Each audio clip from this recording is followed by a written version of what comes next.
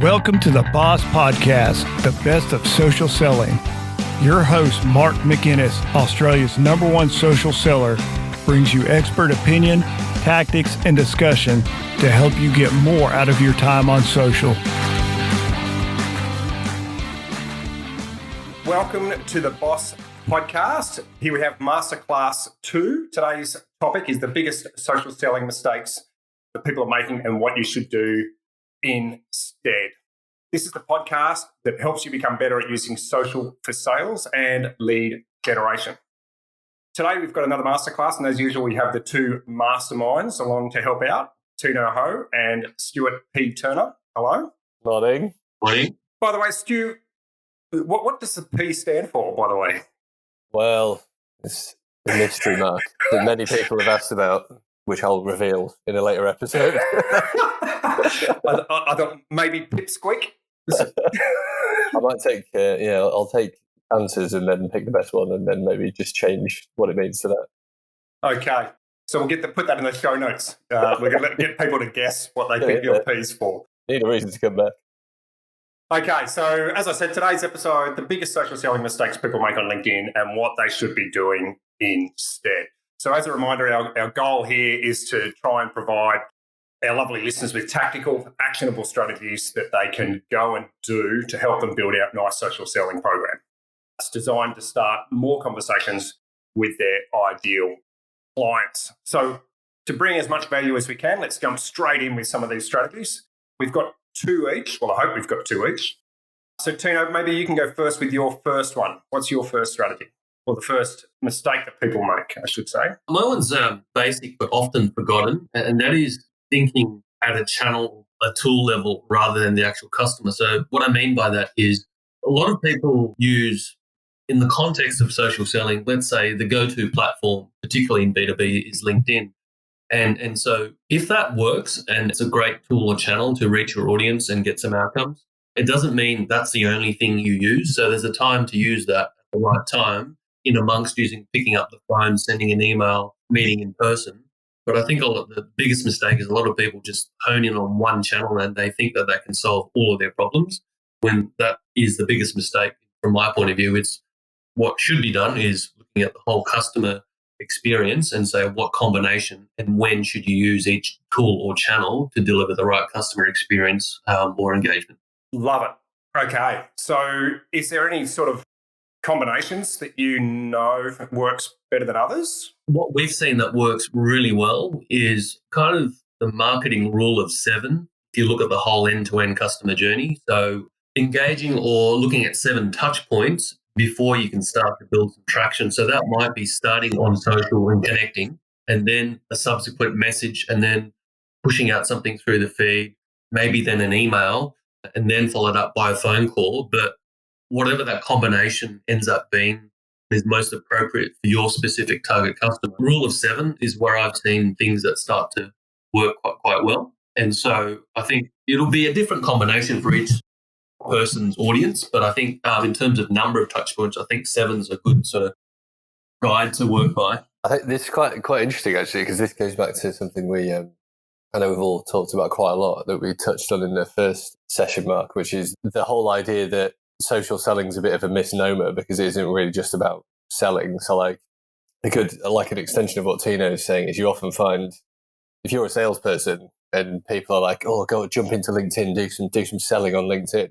Most use cases of social are actually in the marketing space, and you're not necessarily going to get the best outcomes if you just try and jump in and adopt like the, sales 101 prospecting and, data gathering and then trying to generate leads, because you have to learn to do stuff a bit differently. And, to Tino's point, if you expect that one channel to be able to just support a process that you're using in other spaces, it isn't necessarily going to work in the way that you want it to, which is a bit unfair on the people and obviously, generates a bad experience across the board. So, it's quite interesting to see that quite a lot all over the show, really.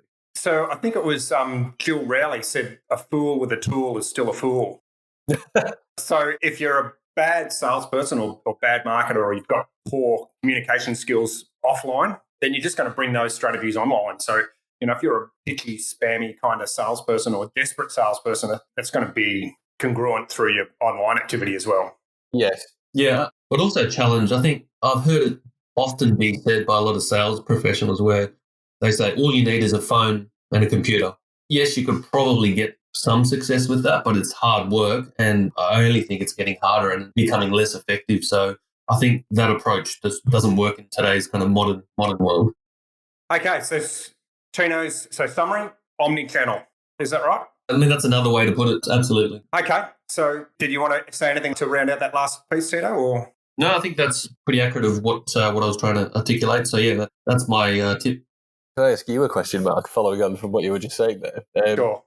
You know, the point you're making, well, it's a follow-on point from both, I guess. So if we're saying that you should be on many channels, but if you're basically, you know, crap at your job, then you're going to be crap in way more places. Like, how do you work with a lot of like salespeople directly? How do you tell if someone's crap to start with, and how do you stop them from being bad and help them to be better?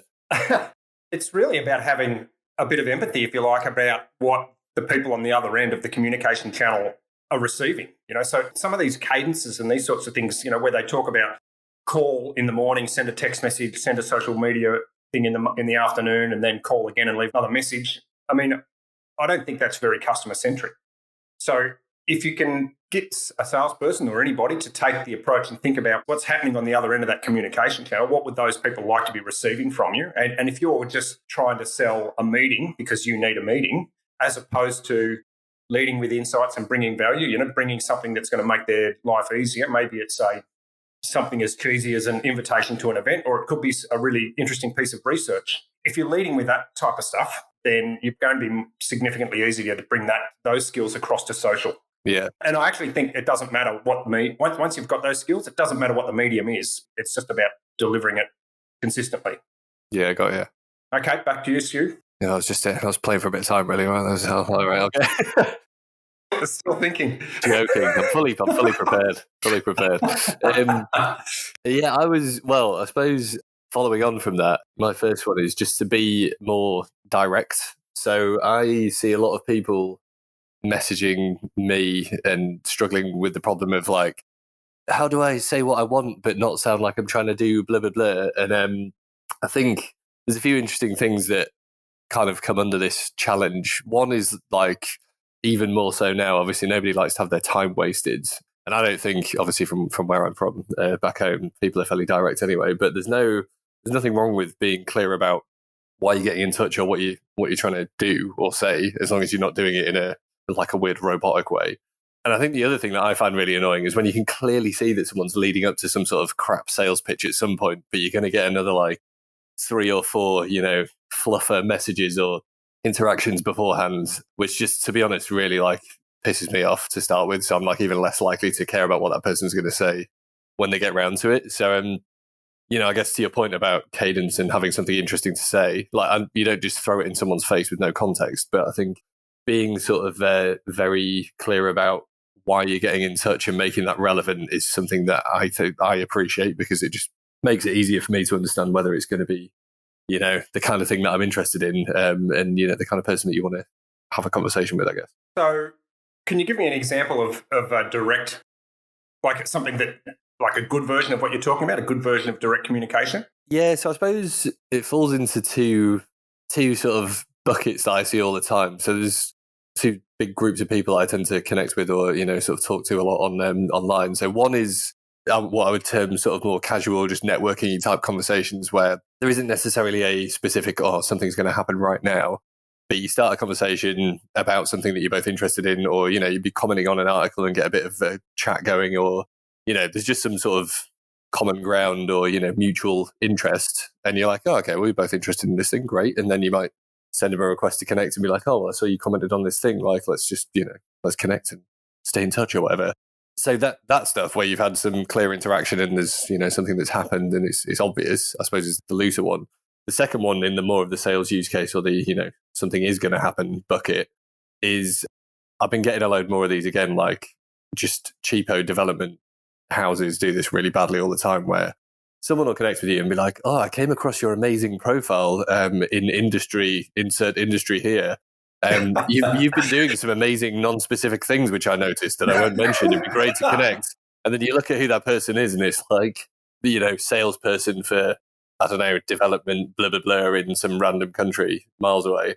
And I'm like, if you connect with them, you're just going to get another weird message. And then they'll be like, does your insert business name here require development services for like something probably that we don't do? And it's like that stuff. You're like, well, one, I guess it's just badly targeted. But two, you just be like, look, just make it more clear that you're clearly going to try and sell me development stuff in some way. Don't make me like walk down the merry garden path of, 5 messages about what we might have in common and why I'm amazing, which you clearly don't believe anyway. So yeah, I guess that like insincerity is annoying to me, basically, is the short version. Okay, interesting. Okay, so my first one was basically show up. Like if you're going to be on the platform, be consistent about it. So you make sure you're out there, once every, whatever your rhythm is. So obviously the three of us are on LinkedIn multiple times a day, and I know that's not going to suit everybody. But, show up on LinkedIn, make it, your Tuesday, Thursday, Saturday thing, whatever it is, be there, interact with people, and then put a bit of yourself out there. And it doesn't need to be content, but, actually interact. I found it really interesting when I've been deleting my connections. So I deleted about 2% of my network in the last week, predominantly from people in other time zones. And what I found was, I had no interaction with some of these people at all. And as soon as I deleted them, they've sent me a a connection request with no, hey, I thought we were connected, no language at all. They're like, Mark, I thought we were friends. What's happened? I would reconnect if they said if they had done something, like if they'd liked some content or, but clearly they're paying enough attention that they know when I've viewed their profile in order to disconnect. And I just think that's very difficult.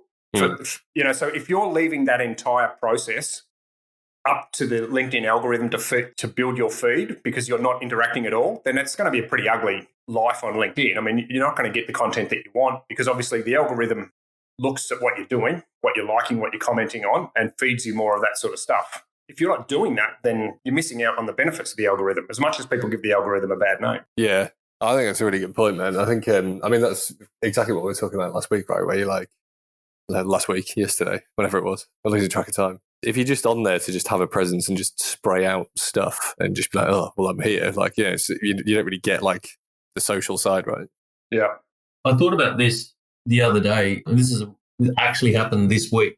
And there was someone, I won't name names, but there was someone who I'm connected with, not only on LinkedIn, but also Facebook. He very, very rarely interacts. I think on Facebook, the last 5 years, he's had like 3 posts. On LinkedIn, probably 2 dissimilar. And when I spoke to him on the phone, he mentioned a couple of things that I'd posted. I didn't even think he even looked on his feed. So why that's interesting, what that tells me is that there are a lot of people that don't actively contribute, but there's still a high level of awareness and they see it in the feed. And I think it comes down to depending on what you're trying to achieve. If you're trying to drive awareness, it's probably not a bad thing to still be connected with them because they'll probably see you. But if you're trying to do something more than that, then there's a difference. You might think differently around whether it's still worth connecting with them or not. But so I thought about that exact same thing this week. So where I think the value is, if you're the person that's not interacting, I think you're really missing out. So if they're in our network and they're seeing our content, that's great for us, okay? Because that connection is still valuable to us, particularly if they are in our target market and they like what we're posting. My comment is, if you're that person and you're not interacting, you're really putting yourself behind the 8 ball. You're not getting any of the benefits of the visibility. So I think the challenge really is for the person that's not interacting. They're making it very difficult for themselves to get real value out of the platform, and they're left at the behest of the LinkedIn algorithm. And then it would be much easier to lose faith in the algorithm if you're not taking control of your feed, because I can see them now going, this is rubbish. There's all this stuff in my feed that I don't like. And that's because you're not interactive. That's the point that I'm trying to make. Yeah, right. I think that is a pretty good point, actually, because this, throw it in a cheeky 1.1 point. I think another mistake people make a lot is exactly what you're saying, Mark, which is not very mindfully using the platform and being aware of how it actually works. Because obviously each social network is effectively like a mini ecosystem, not just because they're based around different formats of content, but because of the way they all work. And understanding the nuances of how, exactly as you're saying, how the algorithm works, how they try and connect people and show people different things is really important, because otherwise stuff can just happen to you.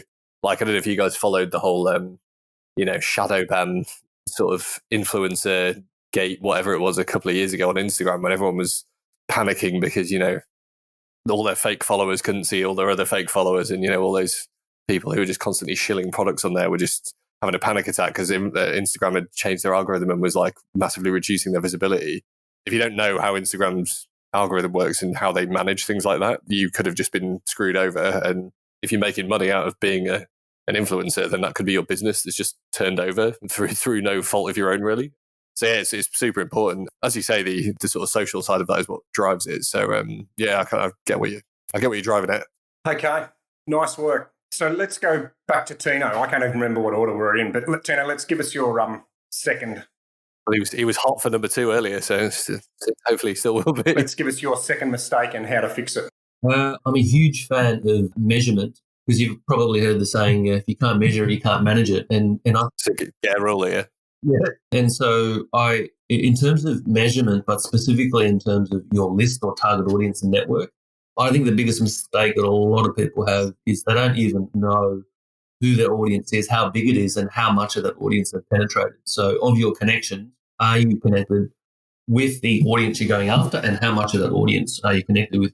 So I think that's an overlooked and common mistake, but very easily solved.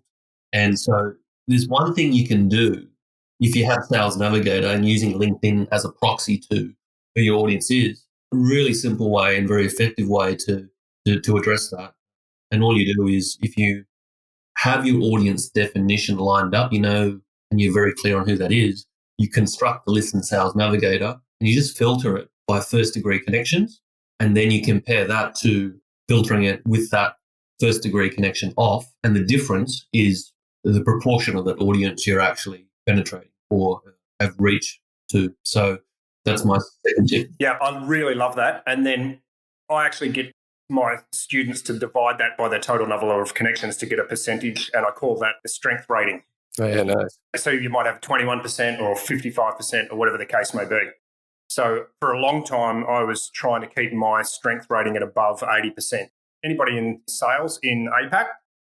And I was pretty successful. I got a bit out of control lately, so I don't think I'm quite there, to be honest. That's really good, Tino. That's a good strategy.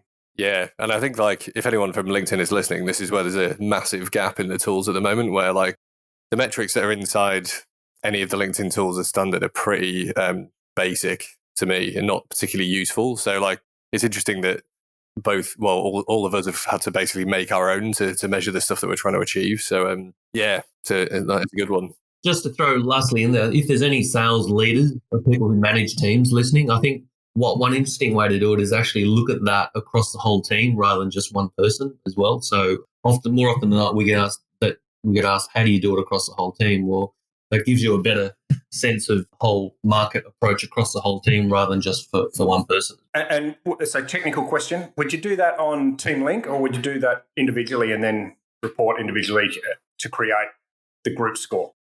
Would probably use one profile to get a whole. You just need one Sales Navigator license to get an idea of what the whole market size is, so that you know what the size of the market is. And then in terms of your individual team members, you then say, well, of their connections, which you need to do individually, how much of that whole audience are they connected with? And you aggregate that up against the whole audience, and then you get an idea, a clear picture of how much of the market you're actually connected with. Okay, nice. So mistake 2 for Tino, make sure you've got the right people in your network, correct? Yeah, and know what it is, measure it, have a measurement, take a bit of a measured approach to it. So based on that, I'm going to change my second mistake, to being connecting with everybody. So just those, I think the biggest mistake people make, or one of the biggest mistakes, is they try to build their network focused on the numbers of connections. So it's a bit like what you're saying, but it's probably a little bit more of a tactical way to start working on that. And that is, people just send all of us, everybody, connection requests as soon as they see your profile, and we're compelled to accept those connections without really thinking about what that's going to do to the quality of our network. So this type of feeds into yours, Tino. And I think the challenge is that LinkedIn want people to be connected with as many people as possible. That's what they want. That works really nicely for Microsoft. So they're trying to gamify that or make that happen, where it actually doesn't work really well for us. Yeah, and I've heard you often. When I even going back a few years when we met, Mark, I know that you've always been a big fan of. You've mentioned culling your network and being really tightly focused on just connecting with the right people, rather than bigger isn't always better. In other words. Yeah, so I'm so far down that track. It's not funny. I just think that I just don't know how you can. Well, I actually know people who have got 200,000 connections, and they've said to me that they can't use LinkedIn effectively anymore because they've got too many people. I've got people that have said to me, don't send me any messages on LinkedIn because I just can't see them. There's so much stuff there. There's no chance for me finding you amongst everything else. And I think that's a shame because the whole idea is it's supposed to be social networking, right? If you can't talk to somebody on the platform, you've clearly screwed it up. Am I on the wrong path or? This is an interesting challenge that LinkedIn face at the moment just because their platform is not sort of as functionally useful as it could be, I think. It was probably a nice way of putting it. Because like the inbox is pretty terrible, right? Like there's an amazing lack of ability to filter or sort of effectively search for people. The actual search is pretty horrible. It is quite hard to keep track of. But I also think, flip side, if you're the kind of person who builds a massive network and then is effectively saying, oh, I can't be asked to, talk to people because I'm so popular, then that just kind of makes you sound like a bit of a dickhead. So I think you can't have it both ways. If you want to have a massive network and still engage with them, you have to make the effort to engage with everybody. And if you've chosen the wrong tools for the job, then that's kind of on you, right? Not on your connections that are trying to interact with you in a place that you've made it appear that you're willing to interact. So yeah, I don't think that holds a lot of water, that excuse. Well, it's not Instagram, and I think that's the challenge, right? People think I'll get as many followers, connections as I possibly can, and then that way I'm doing the right thing. Yeah. Yeah, absolutely not. And I think that's where a lot of those connection requests come from. And the other challenge is that, people are sending connection requests with really spammy connection messages like you pointed out earlier, Stuart. So it's almost got to the point now where you get a message and you think, oh my God, this person's going to try and pitch me. If you don't get a message, you think, oh my God, this person's is just connecting to add extra people to their connection numbers. So, yeah. Yeah, it's definitely quite funny. You can, maybe you can't, maybe it's just because we're on there all the time, but I just think you can really tell when someone's, because even if you're sending out like automated requests, I think you can tell when someone's put some effort into them versus just being like, I'll just pick connection request number 7 from this list of cheaply written connection requests from off-the-shelf connectionrequests.com. And like, yeah, they're just horrible, like embarrassingly bad, basically. Oh, sorry, what was that website again, just so I can get that? I'll send it to you afterwards. Okay, so that's my second one is don't connect with everybody, which, of course, dovetails nicely into Tino's build your network deliberately. That's my language on yours there, Tino. Sorry if I've hijacked that a little. So, Stuart, what's your second mistake that you see people are doing and how should they fix it? Well, almost as if we'd somewhat prepared. My second point is... So when you're interacting with people, just try and react less and just sort of take a breath before you do something. So without making myself sound like a million years old, this has happened since basically the dawn of social media where, people just see a comment, you can see like the cartoon steam coming out of their ears and they immediately start angrily like smashing their keyboard to send out a response to something. And again, going back to something we talked about last time, both in virtue of not wasting your own time and other people's and just starting arguments that really bear no useful fruit.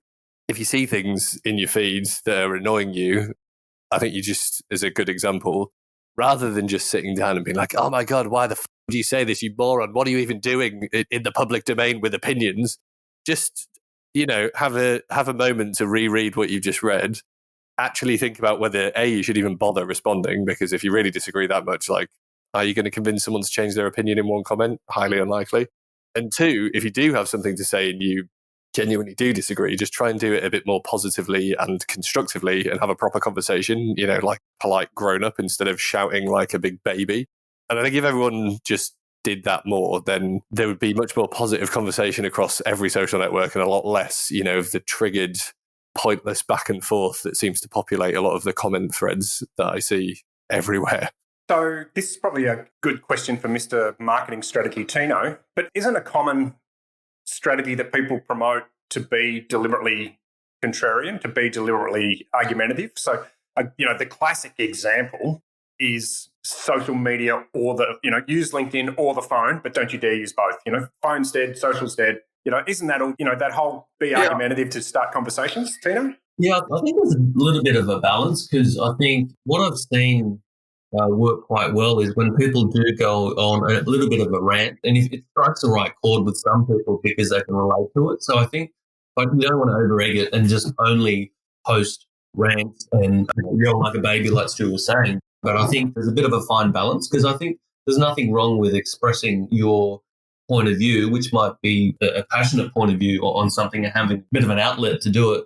But I think you want to do it in a constructive way as well, which is what I think Stu's trying to get at. So I think it's just getting the right balance. I don't think you should not do it at all, but right balance, keep it constructive as well.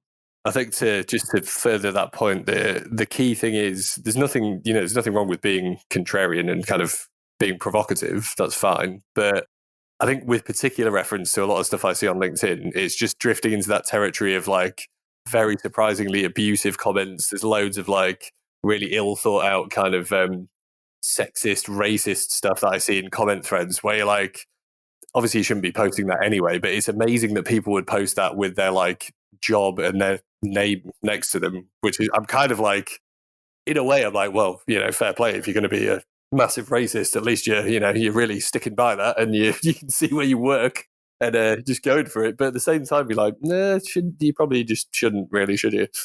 I love that you've brought this up, because one of the mistakes I was going to mention was posting stuff that's completely going to damage your brand. On Facebook, or any of some of those other social medias platforms, it's really easy to put yourself into a group. But when you're on a business platform, you need to make sure, I think, that you're not isolating 50% of the population by saying your political views are red, or whatever, and then putting a stake in the ground and fighting like crazy, because I just think that makes it really difficult. And I saw an example during the bushfires. So remember, our Prime Minister copped an absolute pounding, and there was a couple of deservedly so. a couple of junior business developers. So, and this is the point, they're young men, they're like 25, making really outlandish comments and supporting the PM, but going beyond that. And I did a bit of a search on sales managers inside their network. So, how you can see who's connected and potential employers. There was like 700 potential employers in their feed where they just go, if those gentlemen came to me for a job, I'd remember that and go, there's no way I'm going to employ these guys. Like, yeah, totally. They're like, oh, yeah, I remember you from somewhere. Hang on, where was it? Oh, right, yeah. Oh, yeah, that's right, yeah. Imagine pulling that out in an interview, though. That'd be amazing. Where you'd be like, oh, is there any, have you got anything to say for yourself or whatever? You could be like, do you remember posting this last year? Yeah. Great. The worst thing is it's imprinted on, it's in the digital landscape. It's hard to backtrack. It's not as if you verbally say, no, there's an audit trail of it. So, you're totally right, Mark. I think protecting your reputation online is massively important, but often forgotten. Yeah, totally. I think it's literally amazing how much people just, kind of all write without thinking. And then, I mean, even you look at the EU with the whole right to be forgotten discussion that's been going on there with their battle against Google. Like this stuff that's on the internet that's literally there forever, basically. It's I think you just need to have a bit more care before you start writing down wild things that you don't want people to necessarily pull back up in a few years' time. Yeah. So got a bit of a challenge now. We've just spent 30 minutes giving LinkedIn a bad name. I didn't actually think about this. So it makes it sound like... Yeah, it's crap. Yeah. Delete your profile. Done. So a question without notice. Guys, I think we need to pump up the social platform. So just as we end this episode, give us, an example or make the listeners feel like they need to be spending some time on social after we've just told everybody the biggest mistakes. Let's end on a positive. Tina, can you think? I know this isn't without notice, so it could be pretty rubbish. What a backhanded compliment that was, man. Yeah. Well, I mean, I think it's this week. I put up a post. I actually took a screenshot of the TV screen when I was watching Bloomberg, and one of the stats that came out of it was that there's a 51% surge or increase in networking on the platform. That's in the UK specifically, and so what that tells us as a data point is that it's a very common go-to place for a lot of executives. And so that means your audience or who you want to communicate and engage with are using the platform. And that means people aren't going to use it if it's not of value to them. So I do think it's a highly valuable platform which people use. And you just obviously got to have a bit of a plan and approach and knowing how to use it. But it's a massively valuable platform. And to be honest, our business, we've sort of grown over the last few years, and a lot of the success, not all, but a large majority of it has been thanks to the LinkedIn platform, because we can actually reach the executive or our target audience we're trying to build a relationship with. Stu, any last words of praise? Yeah, I think, a lot of what we've talked about is actually the people problems as opposed to, I think, LinkedIn problems, which, you're never going to get away from, unfortunately. Positive side of the network for me is I quite like, or my best experiences on all social networks have been when they've been going through those sort of transitional periods from one thing to another before they get, destroyed by advertising or massive investment. So what I like about LinkedIn is like, I don't think that necessarily is going to happen because one, they're obviously owned by Microsoft now, who I don't think have a need to ruin the platform by driving loads of advertising revenue through it. So I don't think you'll see the same kind of sweeping changes that to me had a very negative impact on things like Facebook and Instagram and like Twitter.